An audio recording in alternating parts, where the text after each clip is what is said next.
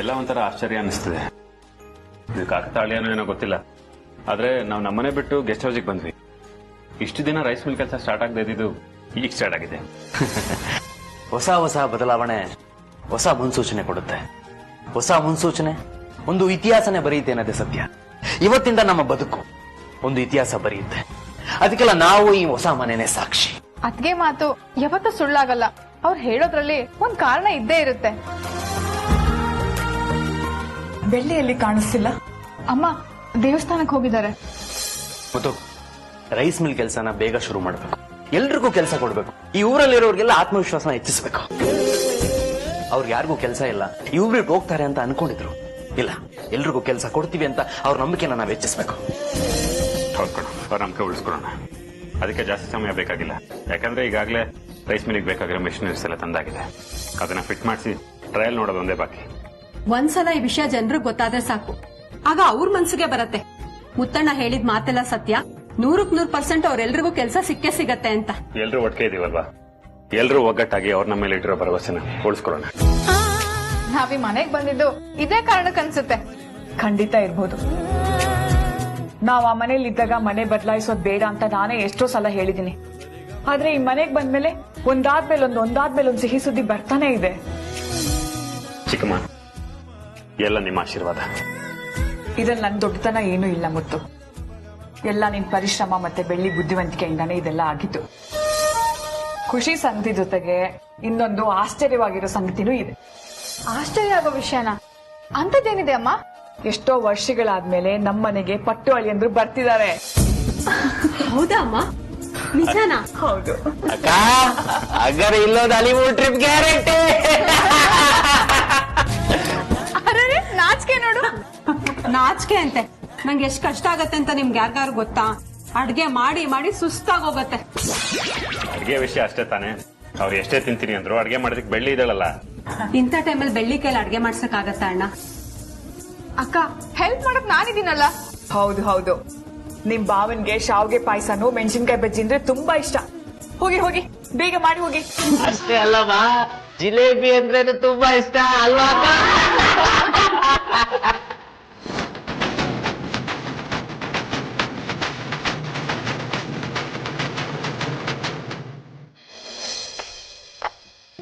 ಒಂದ್ ಕೆಜಿ ಸಾಕಾಗಲ್ಲ ಐಶು, ನಿಮ್ ಪಟ್ಟು ಬಾವಂಗೆ 1 kg ಬೇಕು. ಅಕ್ಕ 1 kg ಅಲ್ಲ, ಪಟ್ಟು ಬಾಬಂಗೋಸ್ಕರನೇ 2 kg ಹಾಕಿದ್ದೀನಿ. ನಿಮ್ ಪಟ್ಟು ಬಾವ ಹುಟ್ಬೇಕಾದ್ರೆ ಅವ್ರ ಅಮ್ಮ ಬರೀ ತಿಂತಾನೇ ಇದ್ರು ಅನ್ಸತ್ತೆ. ಅಕ್ಕ ಯಾಕಾಗ ಹೇಳ್ತೀರಾ? ಮತ್ತಿನ್ನೇನು, ಅವ್ರಿಗೆ ಗೊತ್ತಿರೋದ್ 2 ಕೆಲ್ಸ. ಒಂದು ಹೊಟ್ಟೆ ತುಂಬಾ ತಿನ್ನೋದು, ಇನ್ನೊಂದು ತಲೆ ತಿನ್ನೋದು. ಐಶು, ನಾವ್ ಟೀ ಕುಡಿಬೇಕು ಅಂದ್ರೆ ಎಷ್ಟು ರಿಸ್ಕ್ ತಗೋತೀವಿ ಹೇಳು? ಅಬ್ಬಬ್ಬ ಅಂದ್ರೆ ಒಂದ್ 2 ಕಿಲೋಮೀಟರ್ ದೂರ ಹೋಗಿ ಟೀ ಕುಡ್ದಿರ್ಬೋದು. ಇಲ್ಲ ಅಂದ್ರೆ ಒಂದ್ 500 ರೂಪಾಯಿ ಖರ್ಚು ಮಾಡಿ ಟೀ ಕುಡಿಬಹುದು. ಆದ್ರೆ ನಿಮ್ ಪಟ್ಟು ಬಾವ ಟೀ ಕುಡಿಯಕ್ಕೆ ಅಂತ ಹೆಣ್ಣೊಡಕ್ ಹೋಗ್ತಿದ್ರು. ಅಷ್ಟೇ ಅಲ್ಲ ಐಶು, ಒಂದ್ಸಲ ಏನ್ ಮಾಡಿದಾರೆ ಗೊತ್ತಾ? ಬೇಕರಿಯವರು 2000 ರೂಪಾಯಿ ಚೇಂಜ್ ಇಲ್ಲ, ನಾವ್ ಹೋಗಿ ತಗೊಂಡ್ಬರ್ತೀವಿ, ಅಲ್ಲಿವರೆಗೂ 5 ನಿಮಿಷ ಅಂಗಡಿ ನೋಡ್ಕೊಳ್ಳಿ ಅಂತ ಹೇಳೋಗಿದ್ದಾರೆ. ಅವ್ರು ವಾಪಸ್ ಬರೋ ಅಷ್ಟ್ರಲ್ಲಿ ಬೇಕರಿ ಎಲ್ಲ ಖಾಲಿ. ಕಾಲಿನ ಅಲ್ಲಿ ಪಟ್ಟು ಬಾವ ಇದ್ರಲ್ಲ. ಅವ್ರು ಇದ್ದಿದ್ದೆ ಅಲ್ಲಿ ದೊಡ್ಡ ಪ್ರಾಬ್ಲಮ್ ಆಗಿದ್ದು. ಅಂಗಡಿಯವ್ರು ವಾಪಸ್ ಬರೋ ಅಷ್ಟೊತ್ತಿಗೆ ಬೇಕರಿಯಲ್ಲಿರೋ ಎಲ್ಲಾ ಐಟಮ್ನು ತಿಂದು ಹಾಕಿದ್ದಾರೆ. ಆಮೇಲೆ ದುಡ್ಡು ಕೊಟ್ಟು ಬಂದ್ರ? ದುಡ್ಡಿಲ್ಲಿ ಅವ್ರ ಹತ್ರ ಇದ್ದಿದ್ದು 2000, ಬೇಕರಿ ಬಿಲ್ ಆಗಿದ್ದು 4000. ಆಮೇಲೆ ದುಡ್ಡು ಕೊಡೋರ್ಗು ಬಿಡಲ್ಲ ಅಂತ ಬೇಕರಿಯವರು ಅವ್ರನ್ನ ಕಟ್ ಹಾಕಿದ್ರು. ಆಮೇಲೆ ಇವರು ಕೈಯಲ್ಲಿರೋ ಚಿನ್ನದ ಉಂಗ್ರ ಕೊಡ್ತೀನಿ, ನನ್ನ ಬಿಟ್ಬಿಡಿ ಅಂತ ಕೇಳ್ಕೊಂಡಿದ್ದಾರೆ. ಚಿನ್ನದ ಉಂಗ್ರ ಬಿಚ್ಕೊಟ್ಮೇಲೆ ಬೇಕರಿಯವ್ರಿಗೆ ಗೊತ್ತಾಗಿದ್ದು ಅದು ಅಸ್ಲಿ ಅಲ್ಲ ನಕಲಿ ಅಂತ. ಅಲ್ಲೇ ಕೂರಿಸ್ಕೊಂಡು ಸರಿಯಾಗಿ 4 ಲಾಟ ಕೊಟ್ಟಿದ್ದಾರೆ. ಅವ್ರು ಇಡೀ ದಿನ ಅಲ್ಲೇ ಇದ್ರ ಅಕ್ಕ? ನಮಗ್ ವಿಷಯ ಗೊತ್ತಾಗೋ ಅಷ್ಟೊತ್ತಿಗೆ 2 ಗಂಟೆ ಆಯ್ತು. ನಾವ್ ಹೋಗೋ ಅಷ್ಟರಲ್ಲಿ ನಿಮ್ ಬಾವ ಇನ್ನೂ 2000ದಷ್ಟನ್ನ ತಿಂದು ಹಾಕಿದ್ರು. ಒಟ್ಟಿಗೆ 4000 ಕೊಟ್ಟು ಅವ್ರನ್ನ ಬಿಡಿಸ್ಕೊಂಡ್ ಬಂದ್ವಿ. ಅಕ್ಕ ನನ್ಗೊಂದ್ ಡೌಟ್, ಅವ್ರ ಕೈ ಕಟ್ ಹಾಕಿದ್ರು ಅಂದ್ಮೇಲೆ ಅವ್ರ ಬೇಕರಿ ಐಟಮ್ ಹೇಗ್ ತಿನ್ನಕ್ಕಾಗತ್ತೆ? ನಮಗೂ ಅದೇ ಡೌಟ್ ಬಂದಿದ್ದು. ನಾವ್ ಅಂಗಡಿಯವ್ರ ಹತ್ರ ರಿಕ್ವೆಸ್ಟ್ ಮಾಡ್ಕೊಂಡಾಗ ಅವ್ರು ಹೇಳಿದ್ರು, ಅಂಗಡಿಯವ್ರನ್ನ ಕನ್ವಿನ್ಸ್ ಮಾಡಿನೇ ನಿಮ್ ಬಾವ ಅಷ್ಟೆಲ್ಲ ತಿಂದಿದಂತೆ. ಅಕ್ಕ ಅಡ್ಗೆಗೆ ಏನ್ ಬೇಕೋ ಎಲ್ಲ ನಾನ್ ನೋಡ್ಕೊಳ್ತೀನಿ. ನೀವ್ ಬೇರೆ ಏನ್ ಬೇಕೋ ಬಾಬನ್ಗೆ ಅದು ನೀವ್ ರೆಡಿ ಮಾಡ್ಕೊಳ್ಳಿ. ಅವ್ರ ಆಮೇಲೆ ಅದಿಲ್ಲ ಇದಿಲ್ಲ ಅಂತ ಹೇಳ್ತಿರ್ತಾರೆ. ನೀವ್ ಸುಮ್ನೆ ಅವ್ರನ್ನ ಸತಾಯಿಸ್ಬೇಡಿ. ನಿಮ್ಮಿಬ್ಬರದು ಟಾಮ್ ಅಂಡ್ ಜೆರಿ ಸ್ಪೆಷಲ್. ಪಟ್ಟು ಬರ್ದೇನೆ ಇಷ್ಟೊಂದು ಟೆನ್ಷನ್. ಇನ್ನವ್ರು ಬಂದ್ಮೇಲೆ ಏನೇನಾಗುತ್ತೋ ಆ ದೇವ್ರಿಗೆ ಗೊತ್ತು.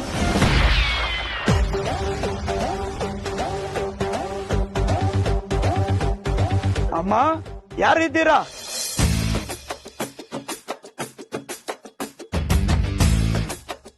ಏನಯ್ಯ ನಿಂದು? ನನ್ ಗಂಡ ಬರ್ತಾರೆ ಅಂತ ಕಾಯ್ತಿದ್ರೆ ಬಂದ್ಬಿಟ್ಟು ಅಮ್ಮ ತಾಯಿ ಅಂತಿದ್ದೀರಲ್ಲ, ಬೇರೆ ಏನು ಕೆಲ್ಸ ಇಲ್ವಾ? ಹೋಗಿ ಸುಮ್ನೆ. ಶೋ, ಸರಿ ತಗೊಳ್ಳಿ. ನಾನು ನಿನ್ನ ಹಣಕ್ಕೋಸ್ಕರ ಬಂದಿಲ್ಲ. ಅಡ್ಗೆನಾ? ಅಡ್ಗೆ ರೆಡಿ ಆಗ್ತಿದೆ, ಸ್ವಲ್ಪ ಹೊತ್ತು ಕೂತ್ಕೊಂಡು ತಗೊಂಡ್ ಹೋಗಿ. ಒಂದು ಮನೆ ಅಂದ್ಮೇಲೆ ಅನ್ನ ಇಲ್ಲ ಅಂದ್ರೆ ಏನರ್ಥ? ಏನರ್ಥ? ಆ ಮನೆಯಲ್ಲಿರೋ ಮಕ್ಕಳಿಗೆ ಅಡಿಗೆ ಮಾಡಕ್ ಬರಲ್ಲ ಅನ್ಸುತ್ತೆ. ಅಲ್ಲಿರೋ ಮಕ್ಕಳಿಗೆ ಸಂಸ್ಕಾರ ಏನು ಅಂತ ಗೊತ್ತಿಲ್ಲ ಅನ್ಸುತ್ತೆ. ಹೌದು, ನೀವ್ ಯಾಕೆ ನಿಮ್ ತವ್ರ ಮನೆಯಲ್ಲೇ ಇದ್ದೀರಾ? ನನ್ ಗಂಡ ಸರಿ ಇಲ್ಲ, ಅದಕ್ಕೆ. ನಿಮ್ ಗಂಡ ಒಳ್ಳೆಯವರಂತೆ, ಆದ್ರೆ ನೀವ್ ಸರಿಗಿಲ್ವಂತೆ. ನಿಮ್ ಗಂಡನ್ ಮಾತು ನೀವು ಕೇಳಲ್ವಂತೆ. ಎಲ್ರ ಬಾಯಲ್ಲೂ ಇದೇ ಮಾತು. ಸುಮ್ನೆ ತಲೆ ತಿಂದೆ ಈ 50 ರೂಪಾಯಿ ತಗೊಂಡ್ ಹೋಗು. ಇಲ್ಲ ಅಂದ್ರೆ ಬಿಸಿ ಬಿಸಿ ಕಜ್ಜಾಯ ರೆಡಿ ಆಗಿದೆ, ಕೊಡ್ತೀನಿ. ಓಹೋ, ತಿನ್ನೋ ಕಜ್ಜಾಯನಾ? ಒಂದ್ ಪ್ಲೇಟ್ ತನ್ನಿ. ಹೌದು, ನೀವ್ ತಿನ್ನೋದು, ನಾನ್ ತಿನ್ಸೋದು. ಒಂದ್ ನಿಮಿಷ ಇರಿ, ತರ್ತೀನಿ.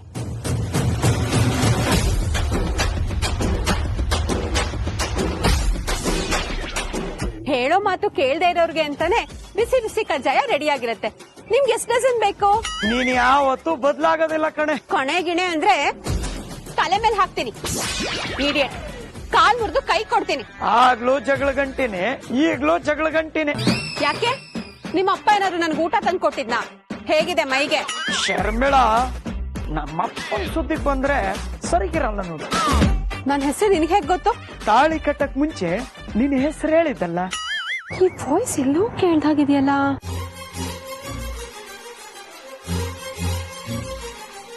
ಪಟ್ಟು ಜಿಲೇಬಿ.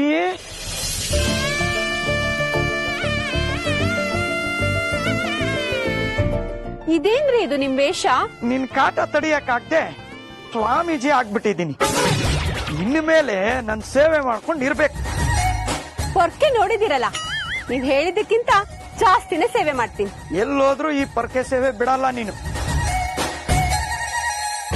ಏನಿದು ಅಡಿಗೆ ಘಮ ಘಮ ಅಂತ ಇದೆಯಲ್ಲ? ನಿಮ್ಗೋಸ್ಕರ ಐಶು ನಾನು ಸೇರ್ಕೊಂಡು ಅಡಿಗೆ ಮಾಡ್ತಿದ್ವಿ, ಬನ್ನಿ. ಐಶು ಅಡಿಗೆ ಮಾಡಿದ್ದಾಳೆ ಅಂದ್ಮೇಲೆ ಸೂಪರ್ ಆಗಿರುತ್ತೆ ಬಿಡು. ಹೊಟ್ಟೆ ತುಂಬಾ ಹಸಿತಿದೆ. ನಡಿ ನಡಿ, ಮೊದ್ಲು ಊಟ ಬಡಿಸು. ಬಾಬಾಜಿ, ಏನ್ ಶಾಂಪೂ? ಊಟ ಮಾಡ್ಬಿಟ್ಟು ಹೇಳ್ತೀನಿ. ಅದು ಮುಖ್ಯ, ಅದು ಮುಖ್ಯ. ಜಿಲೇಬಿ, ಪಾಯಸ ತರೋಕೆ ಎಷ್ಟೊತ್ತು? ಬಂದೆ ಇರಿ, ತರೋರ್ಗು ಕಾಯಕ್ಕಾಗಲ್ವಾ? ಅರ್ಜೆಂಟ್ ನಿಮ್ಗೆ. ಹೌದು ಬಾಬಾ, ನೀವ್ ಇಷ್ಟ ದಿನ ಎಲ್ಲಿ ಹೋಗಿದ್ರಿ? ಮನೆಗೆ ಬರ್ಲಿಲ್ಲ, ನನ್ ಮದ್ವೆಗೂ ಬಂದಿಲ್ವಲ್ಲ? ನಾನ್ ಎಷ್ಟು ಬಿಸಿ ಇದ್ದೆ ಗೊತ್ತಾ ನಿಮ್ಗೆ? ಪೇಷಂಟ್ ಗಳನ್ನ ಲೆಕ್ಕ ಹಾಕೋದಕ್ಕೂ ಒಬ್ಬರನ್ನ ಇಟ್ಟಿದ್ದೆ. ಸೂಪರ್. ಬಾಬಾಜಿ, ಯಾಕೋ ಕಲರ್ ಕಮ್ಮಿ ಆಗಿದಿರಲ್ಲ, ಯಾಕೆ? ನನಗೆ ನಿನ್ ಕಲರ್ ಅಂದ್ರೆ ತುಂಬಾ ಇಷ್ಟ. ಅದಕ್ಕೆ ನಾನು ನಿನ್ ಕಲರ್ ಆಗೋದು. ಎಂತದೂ ಇಲ್ಲ, ಇವ್ರು ಯಾರನ್ ಕೆಲ್ಸಕ್ಕೆ ಇಟ್ಕೊಂಡಿದ್ರೋ ಅವರೇ ಇವ್ರಿಗೆ ಸಂಬಳ ಕೊಡ್ತಿದ್ರು. ಹೆಂಗೆ? ಕ್ಲಿನಿಕ್ ನ ಮೆಸ್ ಆಗಿ ಕನ್ವರ್ಟ್ ಮಾಡಿದ್ರು. ಅಲ್ಲಿ ಅಡ್ಗೆ ಮಾಡಿ ಕಂಪ್ನಿಗಳಿಗೆ ಸಪ್ಲೈ ಮಾಡ್ತಿದ್ರು. ಬಾಡಿಗೆ ಅಂತೂ ಕೊಡ್ಬೇಕಾಗಿಲ್ಲ, ಅದೇ ದುಡ್ಡನ್ನ ಇವ್ರಿಗೆ ಸಂಬಳ ಅಂತ ಕೊಡ್ತಿದ್ರು. ಓಹೋ, ಕ್ಯಾಟ್ರಿಂಗ್ ಸರ್ವಿಸ್. ಹೌದಾ ಬಾಬಾ? ಶಮು, ಎಲ್ರ ಮುಂದೆ ಇನ್ಸಲ್ಟ್ ಮಾಡ್ಬಾರ್ದು. ಸಾಕ್ ಸುಮ್ನೆ ಇರ್ರಿ. ನೀವು ಡಾಕ್ಟರ್ ಅಂತ ಮದ್ವೆ ಆದೆ, ನೀವ್ ನೋಡಿದ್ರೆ ಬರೀ ತಿಂಡಿ ಪೋತ ಆಗಿದ್ದೀರಾ. ನಿಮ್ಗೋಸ್ಕರ ಎಂತೆಂತ ವ್ರತ ಮಾಡ್ದೆ ಗೊತ್ತಾ? ಹೌದಾ? ಏನ್ರಿ ಹೀಗ್ ಕೇಳ್ತಾ ಇದ್ದೀರಾ? ಎಷ್ಟೆಲ್ಲ ವ್ರತ ಮಾಡಿದೀನಿ ಗೊತ್ತಾ? ನಿಮ್ ಆರೋಗ್ಯ ಚೆನ್ನಾಗಿರ್ಲಿ, ನಿಮ್ ಕ್ಲಿನಿಕ್ಗೆ ಒಳ್ಳೊಳ್ಳೆ ಪೇಷಂಟ್ಸ್ ಬರ್ಲಿ, ಅದರಿಂದ ಜಾಸ್ತಿ ದುಡ್ಡು ಬರ್ಲಿ ಅಂತೆಲ್ಲ ವ್ರತ ಮಾಡಿದೀನಿ. ಇಷ್ಟೆಲ್ಲ ವ್ರತ ಮಾಡೋದೇ ಬೇಕಾಗಿರ್ಲಿಲ್ಲ. ನೀನು ಒಂದೇ ಒಂದು ವ್ರತ ಮಾಡಿದ್ರೆ ಸಾಕಿತ್ತು. ಯಾವುದು ಬಾಬಾಜಿ? ಶಮ್ಮು, ನೀನು? Continue continue.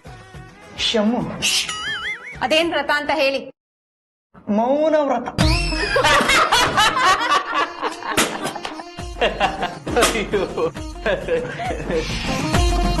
ಶರ್ಮಿಳಾ, ಇದೇನ್ ಸ್ವಾಮೀಜಿಗಳನ್ನ ಕೂರ್ಸ್ಕೊಂಡು ನಗ್ತಾ ಇದೀರಲ್ಲ? ಬಾಮ, ನೀನೇ ಕುತ್ಕೊಂಡು ವಿಚಾರಿಸ. ಕುತ್ಕೋ. ನಮಸ್ಕಾರ. ನಮಸ್ಕಾರ. ಆದಷ್ಟು ಬೇಗ ನಿಮ್ಗೊಂದು ಮಗು ಆಗ್ಲಿ. ಅಲ್ಲ ಅಲ್ಲ, ನಿಮ್ ಮಗನ್ ಒಂದ್ ಮಗು ಆಗ್ಲಿ, ನೀವು ಅಜ್ಜಿ ಆಗಿ. ಶರ್ಮಿಳಾ, ಯಾಕೆ ಈ ಸ್ವಾಮೀಜಿಗಳು ಹೀಗ್ ಮಾತಾಡ್ತಾರೆ? ಮೊದ್ಲು ಹೊರಗಡೆ ಕಳ್ಸಿ ಇವ್ರನ್ನ. ಅಮ್ಮ, ಇವ್ರನ್ನ ಯಾರು ಅನ್ಕೊಂಡೆ? ನೀನ್ ಮುದ್ದಿನ ಅಳಿಯ ಪಟ್ಟು. ಅಳಿಯಂದ್ರೆ, ಅತ್ತೆ ಮನೆಗ್ ಬರೋರು ಯಾರಾದ್ರೂ ಹೀಗ್ ವೇಷಭೂಷ ಬದಲಾಯಿಸ್ಕೊಂಡ್ ಬರ್ತಾರ? ಯಾಕೀಗೆ? ಬಾಬಾ ಒಟ್ನಲ್ಲಿ ವೇಷ ಬದಲಾಯಿಸ್ಕೊಂಡು ಬಂದು ಎಲ್ಲರನ್ನು ಕನ್ಫ್ಯೂಸ್ ಮಾಡ್ತಿದ್ದೀರಾ. ಅಯ್ಯೋ ಇದು ವೇಷನ ಒರಿಜಿನಲ್ ಅಲ್ವಾ ಬಾವಾಜಿ? ನಮ್ಗಂತೂ ಕಣ್ ಹಿಡಿಯಕ್ಕೆ ಆಗಿಲ್ಲ. ಅಣ್ಣ ನೀವೇ ಕಣ್ ಹಿಡಿದ್ರಿ? ನಾವು ಮನೆ ಖಾಲಿ ಮಾಡ್ಕೊಂಡು ಬಂದಿರೋ ವಿಚಾರ ಇವ್ರಿಗೆ ಗೊತ್ತಿರ್ಲಿಲ್ಲ. ಹಳೆ ಮನೆ ಹತ್ರ ಹೋಗಿ ಕಣ್ಣು ಬಾಯಿ ಬಿಟ್ಕೊಂಡು ನಿಂತಿದ್ರು. ಆಗ ನಾನೇ ಕರೆದು ಮಾತಾಡ್ತೆ, ಆಗ ಗೊತ್ತಾಯ್ತು. Bavaji super idea. ಈ ವೇಷ ಹಾಕೊಂಡೋದ್ರೆ ಎಲ್ಲಾ ಮನೇಲಿ ಊಟ ಸಿಗುತ್ತೆ ಅಂತ ತಾನೇ. ಷಣ್ಮುಖ, ಈ ಸೀಕ್ರೆಟ್ ವಿಷಯನ ಎಲ್ಲರ ಮುಂದೆ ಮಾತಾಡಬಾರ್ದು. ಏನಂದ್ರಿ? ಅಕ್ಕ, ಈ ಸೀಕ್ರೆಟ್ ನ ನನಗೆ ಒಮ್ಮೆಲೆ ಹೇಳ್ಕೊಡ್ತಾರಂತೆ ಬಾವಾಜಿ. ಏನೇ ಆಗ್ಲಿ ಅಳಿಯಂದ್ರು ಮನೆಗ್ ಬಂದ್ರಲ್ಲ ಅಷ್ಟು ಸಾಕು. ಬೆಳ್ಳಿ ಬಂದ್ ಎಲ್ರಿಗೂ ಊಟ ಬಡ್ಸು.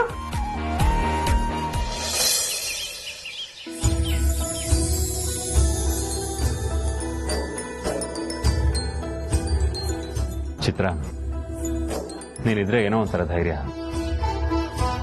ಯಾರೋ ನಮ್ಮ ಜೊತೆಗಿದ್ದಾರೆ, ನಮಗೆ ಕೆಟ್ಟದಾಗಲ್ಲ ಅನ್ನೋ ನಂಬಿಕೆ.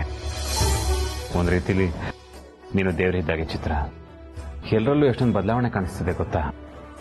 ಈ ಮುಂಚೆ ಎಲ್ಲರೂ ಆತಂಕದಲ್ಲಿದ್ರು, ಯಾರ ಮುಖದಲ್ಲೂ ನಗು ಇರಲಿಲ್ಲ, ಖುಷಿ ಇರಲಿಲ್ಲ. ಆದ್ರೆ ಈಗ ಎಲ್ಲರಲ್ಲೂ ಒಂದು ಉತ್ಸಾಹ ಇದೆ, ಎಲ್ಲರ ಮುಖದಲ್ಲೂ ನಗು ಇದೆ, ಖುಷಿ ಇದೆ. ಈ ಖುಷಿ ಯಾವಾಗ್ಲೂ ಇರಬೇಕು ಚಿತ್ರ. ಅದು ಅಲ್ಲದೆ ಎಷ್ಟೋ ವರ್ಷದಿಂದ ಮನೆಗೆ ಬರ್ದಿದ್ದ ಪಟ್ಟು ಭಾವ ಈಗ ಮನೆಗೆ ಬಂದಿದ್ದಾರೆ. ಜೊತೆಗೆ ರೈಸ್ ಮಿಲ್ ಕಟ್ಟೋ ವಿಚಾರದಲ್ಲೂ ಅಷ್ಟೇ ಏಳಿಗೆ ಕಾಣಿಸ್ತಿದೆ. ಇನ್ನು ನನ್ನ ಜಾತಕದಲ್ಲಿ ದೋಷ ಇತ್ತಲ್ಲ, ಜ್ಯೋತಿಷ್ಯರಿಗೆ ತೋರಿಸಿದ್ವಿ, ಅದರಲ್ಲೂ ಯಾವ ತೊಂದರೆನೂ ಇಲ್ಲ ಅಂತ ಹೇಳಿದ್ದಾರೆ. ರೈಸ್ ಮಿಲ್ ಕಟ್ಟೋ ವಿಚಾರದಲ್ಲೂ ಅಷ್ಟೇ, ರೈಸ್ ಮಿಲ್ ಕಟ್ ಮುಗಿಸೋವರೆಗೂ ಯಾವುದೇ ರೀತಿ ತೊಂದರೆ ಆಗದಿದ್ರೆ ಅಷ್ಟೇ ಸಾಕು. ಕಷ್ಟ ಎಲ್ಲರ ಜೀವನದಲ್ಲೂ ಬರುತ್ತೆ, ಆದರೆ ಅದೇ ಶಾಶ್ವತವಾಗಿ ಇಲ್ಲದೆ ಇರಲಿ ಅನ್ನೋದೇ ಎಲ್ಲರ ಕೋರಿಕೆ. ಈಗ ನನ್ನ ಕೋರಿಕೆನೂ ಅದೇ. ನಾಳೆ ಕುಲದೇವ್ರ ದೇವಸ್ಥಾನಕ್ಕೆ ಹೋಗಿ ಪೂಜೆ ಮಾಡಿಸ್ತಾ ಇದ್ದೀವಿ. ಮುಂದಕ್ಕೆಲ್ಲ ಒಳ್ಳೇದಾಗುತ್ತೆ, ಎಲ್ಲರೂ ಖುಷಿಯಾಗಿ ಇರ್ತೀವಿ ಅಂತ ಅನ್ಕೊಂಡಿದ್ದೀನಿ. ಹಾಗೆ ಆದ್ರೆ ಅಷ್ಟೇ ಸಾಕು ಚಿತ್ರ.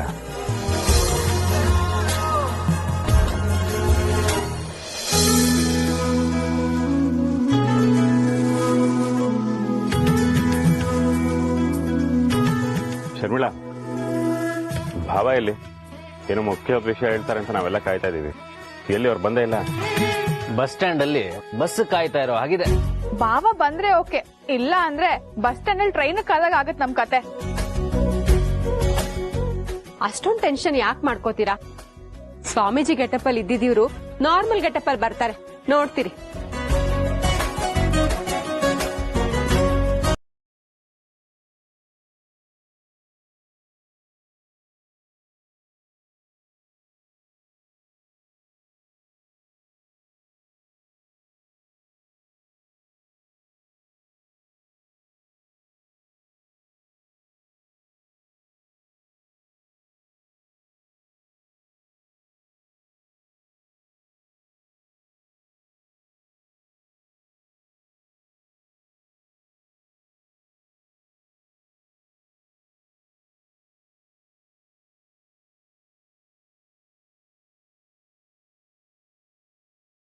ಸಾಕು, ನಿಮ್ಮ ಅಕ್ಕ ನಿಂತಲ್ಲೇ ವೈಕುಂಠ ಏಕಾದಶಿ ಮಾಡಿಸ್ಬಿಡ್ತಾಳೆ.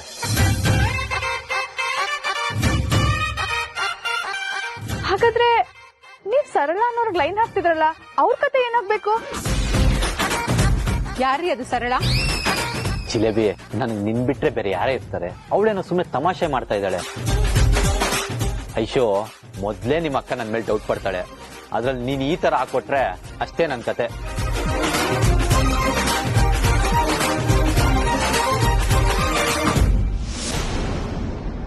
ಕೈಯಲ್ಲಿ ಏನ್ ಕವರು? ಈ ವಿಷಯ ಹೇಳೋದಕ್ಕೇನೆ ನಿಮ್ಮನ್ನೆಲ್ಲ ಇಲ್ಲಿ ವೇಟ್ ಮಾಡಕ್ ಹೇಳಿದ್ದು.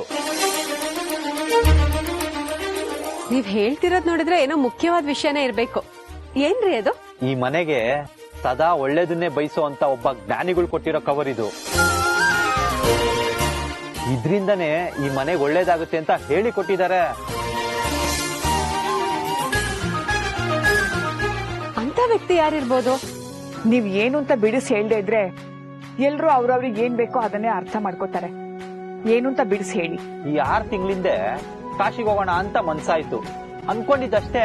ಆ ವಿಶ್ವನಾಥ ಅದೇನ್ ಮೋಡಿ ಮಾಡೋದ್ನೋ ಗೊತ್ತಿಲ್ಲ, ಅನ್ಕೊಂಡಿದ್ ಕ್ಷಣಕ್ಕೆ ಹೋಗೋ ಹಾಗಾಯ್ತು. ಪರವಾಗಿಲ್ವೇ, ನಿಮಗೂ ಒಳ್ಳೆ ಬುದ್ಧಿ ಬಂದಿದೆ.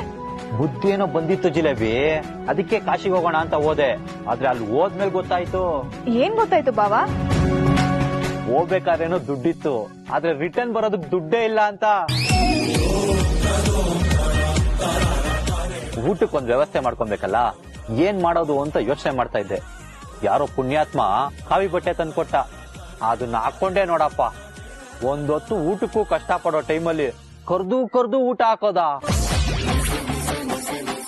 ಆವಾಗ ಗೊತ್ತಾಯ್ತು ನೋಡ್ರಿ. ಏನ್ ಗೊತ್ತಾಯ್ತು?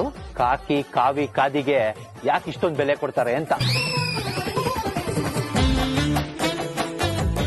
ಕಾಶಿಗೋದ್ರೆ ಎಲ್ಲ ಪಾಪ ಕಳಿಯುತ್ತೆ ಅಂತ ಹೇಳ್ತಾರೆ, ಆದ್ರೆ ನನ್ಗೆ ಜೀವನದ ಮೌಲ್ಯ, ಜೀವನದ ಅರ್ಥ ಏನು ಅಂತ ಅಲ್ಲಿಗೆ ಹೋದ್ಮೇಲೆ ಗೊತ್ತಾಗಿದ್ದು.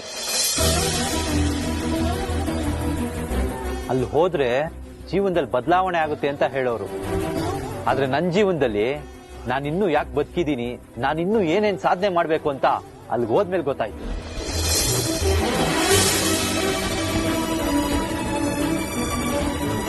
ಎಲ್ಲ ದೇವ್ರ ದರ್ಶನ ಚೆನ್ನಾಗಿ ಮಾಡ್ಕೊಂಡು ವಾಪಸ್ ಬರೋಣ ಅಂತ ಬರ್ತಿದ್ದೆ. ಆವಾಗ ಸಿಕ್ಕರು ನೋಡಿ ಸ್ವಾಮಿಗಳು, ಅವರೇ ಮಹಾಸ್ವಾಮಿಗಳು ಅಂತ.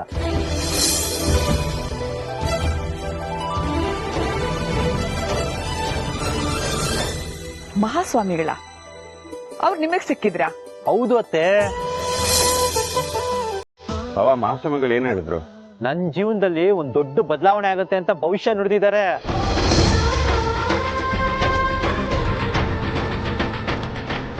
ಅದು ಅಲ್ದೆ ನಾನ್ ಯಾರು ಅಂತ ಅವ್ರು ನೋಡಿದ ತಕ್ಷಣ ಗೊತ್ತಾಗೋಯ್ತು. ಅದ್ ಹೇಗೆ? ನನ್ಗೂ ಅದೇ ಗೊತ್ತಿಲ್ಲ ಅಂತೀನಿ. ನನ್ನ ನೋಡಿದ ತಕ್ಷಣ ನೀವು ಮುತ್ತು ಸಂಬಂಧಿಕರಲ್ವಾ ಅಂತ ಅಂದ್ಬಿಟ್ರು. ನಾನಂತೂ ಇದುವರೆಗೂ ಅವ್ರು ನೋಡಿರ್ಲಿಲ್ಲ, ಅವರು ನನ್ನ ನೋಡಿರ್ಲಿಲ್ಲ. ಅದು ಹೇಗ್ ಕಂಡಿಡಿದ್ರು ಅಂತ ನನ್ಗೂ ಗೊತ್ತಾಗ್ತಾ ಇಲ್ಲ. ಮಹಾಸ್ವಾಮಿಗಳ ದಿವ್ಯ ದೃಷ್ಟಿ ಅಷ್ಟೊಂದಿದೆ. ಎಲ್ಲೇ ಇದ್ರು ಏನ್ ನಡೀತೆ ಅಂತ ಅವ್ರಿಗೆ ಮೊದ್ಲೇ ಗೊತ್ತಿರುತ್ತೆ. ಅಲ್ಲ, ನಿಮ್ ಪರಿಚಯನೇ ಇಲ್ಲದೆ ಕಂಡುಹಿಡಿದಿದ್ದಾರೆ ಅಂದ್ರೆ ನಿಜವಾಗ್ಲೂ ಗ್ರೇಟ್ ಗ್ರೇಟ್. ಆಮೇಲೆ ಏನಾಯ್ತು ಪಟ್ಟು? ನಿನ್ ಹೆಂಡತಿ ನಿನ್ಗೋಸ್ಕರ ಕಾಯ್ತಿದ್ದಾರೆ, ಅವಳಿಗೋಸ್ಕರ ಒಂದಿನಾದ್ರೂ ಹೋಗಿ ನೋಡ್ದ ಅಂತ ಕೇಳಿದ್ರು. ನನ್ಗೂ ನಿಜ ಅಂತ ಅನ್ನಿಸ್ತು. ಡಾಕ್ಟರ್ ಕೆಲ್ಸ ಬಿಟ್ಟು ನೀನ್ ಇಲ್ಲಿ ಊಟಕ್ಕೋಸ್ಕರ ಅಲೀತಿದ್ಯಲ್ಲ, ಇದೇನಾ ನಿನ್ ವೃತ್ತಿಗೆ ಕೊಡೋ ಗೌರವ ಅಂತ ಕೇಳಿದ್ರು. ಇಷ್ಟು ದಿನದಲ್ಲಿ ಅತ್ತೆ ಒಂದು ಮಾತು ಆಡ್ಲಿಲ್ಲ. ನನ್ನ ಹೆಂಡತಿ ತುಂಬಾ ಸತಿ ಹೇಳಿದ್ಲು ತಿತ್ಕೋ ಅಂತ, ನಾನ್ ಕೇಳಲಿಲ್ಲ. ಆದ್ರೆ ಆ ಸ್ವಾಮಿಗಳು ಹೇಳಿದ ಮಾತು ನನ್ ಮನ್ಸಕ್ ನಾಟ್ಬಿಡ್ತು. ಅವತ್ತು ನನಗ್ ಜ್ಞಾನೋದಯ ಆಯ್ತು. ಅದಕ್ಕೆ ಹೆಂಡತಿನ್ ನೋಡ್ಬೇಕು, ನಿಮ್ ಜೊತೆ ಎಲ್ಲ ಮಾತಾಡ್ಬೇಕು ಅಂತ ಬಂದ್ಬಿಟ್ಟೆ. ವಾಪಸ್ ಹೋಗೋದಕ್ಕೆ ದುಡ್ಡು ಅವರೇ ಕೊಟ್ರು, ನನ್ನನ್ನ ಕ್ಷೇಮವಾಗಿ ಹೋಗ್ಬಾ ಅಂತಾನೂ ಹೇಳಿದ್ರು. ಮಹಾಸ್ವಾಮೀಜಿಗಳು ನಿಜವಾಗ್ಲೂ ಮಹಾನ್ ವ್ಯಕ್ತಿಗಳೇ.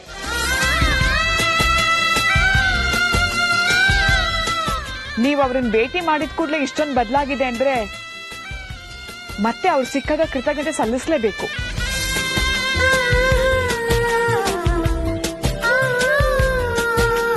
ಮತ್ ನಿಮ್ ಕೈಯಲ್ಲಿರೋ ಕವರು ಅದೇನು? ಹಾ, ಅದನ್ನೇ ಹೇಳೋಣ ಅಂತ ಬಂದೆ ಐಶು. ನಾನು ಅಲ್ಲಿಂದ ಹೊರಡ್ಬೇಕಾದ್ರೆ ಮುತ್ತು ಮನೆಯವರು ತುಂಬಾ ಕಷ್ಟದಲ್ಲಿದ್ದಾರೆ, ಈ ತರ ಕಷ್ಟಗಳನ್ನ ತುಂಬಾ ದಾಟ್ಕೊಂಡ್ ಬಂದಿದ್ದಾರೆ, ಇದನ್ನು ದಾಟ್ಕೊಂಡ್ ಬರ್ತಾರೆ ಅಂತ ಹೇಳಿದ್ರು.